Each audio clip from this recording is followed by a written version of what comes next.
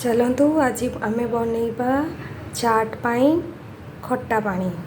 मुझे प्रथम पानी गरम करुच्ची आउे आम पकेबा चीनी। चीनी को टिके फुटिया छाड़ीदबा।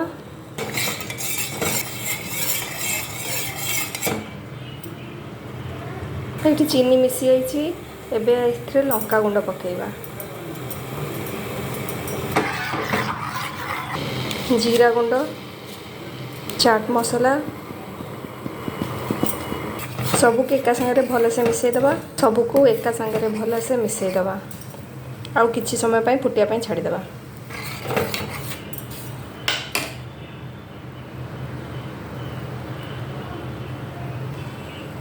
किछि कला लुण, गोटे चम्मच गोला कॉर्नफ्लोर पानी के इथरे पकेदबा आउ देखिबा से जेमती टिके ठीक हो आसो। किछि समय फुटला परे हमर खट्टा पानी रेडी हो गला। चाट पानी रेडी हो गला। एबे हमें ई खट्टा पानी को चाट पापड़ी चाट आदि रे खाई परिबा। Thank you.